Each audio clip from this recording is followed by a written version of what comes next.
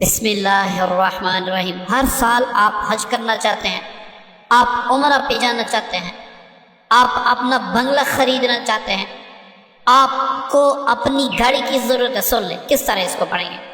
روزانہ ایک بار آپ نے سورہ مزمل شریف پڑھنا ہے۔ کس طرح؟ ہر نماز کے بعد آپ نے ایک بار سورہ مزمل شریف پڑھنا ہے۔ اس کے اول آخر کوئی سا بھی درود شریف 3 بار، 7 بار، 9 بار پڑھ لیں۔ ایک بار بھی آپ پڑھ لیں گے پھر بھی کافی ہوگا۔ درمیان میں آپ نے سورہ مزمل کو ایک بار پڑھنا ہے، پھر آپ نے اول آخر 3 بار درود پاک پڑھ کے درمیان میں آپ نے 41 بار یا وہاب یا عزیز، یا وہاب یا عزیز، اس کو آپ نے 41 بار پڑھنا ہے۔ ٹھیک ہے، یہ آپ نے ہر نماز کے بعد اس طریقے سے کرنا ہے۔ جب ختم ہو جائے، مطلب کہ آپ سورہ مزمل شریف بھی پڑھ لیں، آپ یا وہابوں بھی پڑھ لیں، اب دعا کریں، یا اللہ اس کلام پاک کی برکت سے جو میں نے پڑھا، اگر اس میں مجھ سے کوئی غلطی ہوئی ہے وہ معاف فرما دیں۔ اس کا ثواب میں نے آقائے دو جہاں محمد ربی صلی اللہ علیہ وسلم کو تحفۃ ہدیۃ پیش کیا، یا اللہ میری طرف سے پیش فرما دے۔ اس کے بعد ہم نے دعا کرنی، یا اللہ اس کلام پاک کی برکت سے مجھے غیب کے خزانوں سے دولت عطا کر رہے۔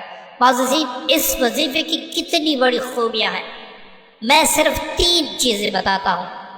آپ آج کا دن لکھ لیں، یہ وظیفہ آپ شروع کر لیں، پھر وہ جو آپ نے لکھا ہے کہ مجھ پہ اتنا قرض ہے، میرا کاروبار نہیں چلتا، مجھ پہ بندش ہے، جادو کے ذریعے سے کسی نے بندش لگائی، جنات کے ذریعے سے کسی نے بندش لگائی، نظر بد کی وجہ سے بندش، جو بھی آپ کا مسئلہ ہے، گناہوں کی نحوست ہے، کچھ بھی ہے، آپ نے کیا کرنا ہے، آپ نے اسی طریقے سے پڑھنا ہے۔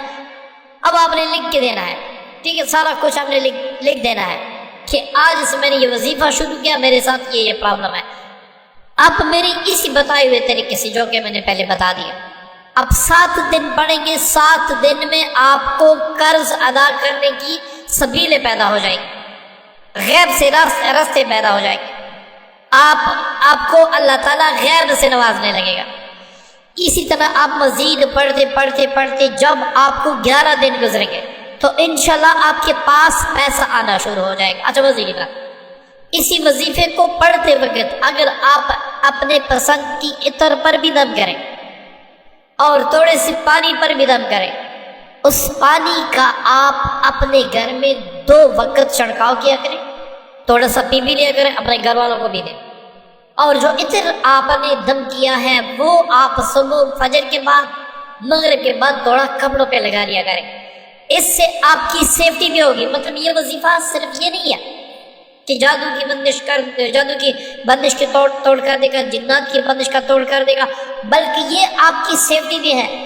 اگر کسی بھائی پر جادو، جنات یا کسی نے بندش لگائی ہے یا ان کی وجہ سے بندش ہے، آپ مسلسل جب 11 دن تک اسی طریقے سے پڑھیں گے، آپ کی بڑی سی بڑی بندش ٹوٹ جائے گی، بڑی سی بڑی بندش ٹوٹ جائے گی۔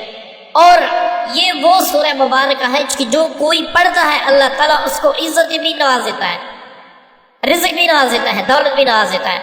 میں یقین سے کہتا ہوں کہ آج سے آپ شروع کر لیں، آپ تاریخ لکھ لیں، اس میں ناغہ نہ کریں، پھر آپ دیکھیں اگلے سال انشاءاللہ اگر حج میں آپ نہ گئے تو عمرے پہ آپ ضرور جائیں، آپ کروڑوں کے مالک بن جائیں گے۔ یہ اتنا پاورفل وظیفہ ہے اللہ کے کرم سے۔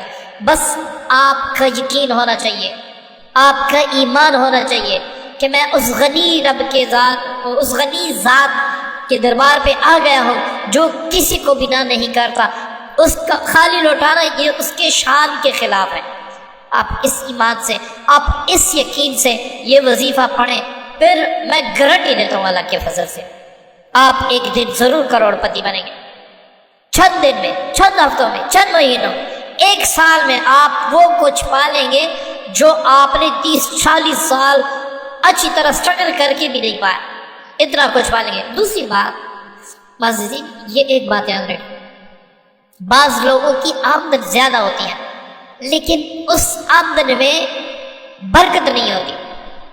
اب جب یہ وظیفہ پڑھیں گے، اگر آپ کی انکم کم ہوگی اس میں برکت زیادہ ہوگی، اللہ تعالیٰ آپ کو ہر اس چیز سے نوازے گا جس کی آپ خواہش رکھتے ہیں۔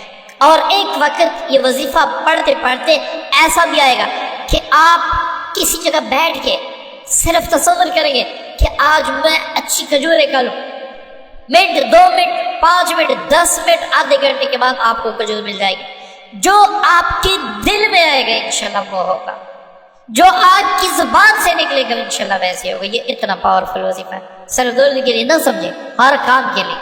بس ہم نے کیا کرنا ہے، 5 وقت نماز پڑھنا ہے، روزانہ استغفار کرنا ہے، گناہوں سے توبہ کرنی ہے، اور ہر وقت اپنے رب کی تسبیح بیان کرنی ہے، سبحان اللہ و بحمدہ سبحان اللہ العظیم، یا سبحان اللہ والحمد للہ ولا الہ الا اللہ واللہ اکبر، یہ آپ نے پڑھنا ہے۔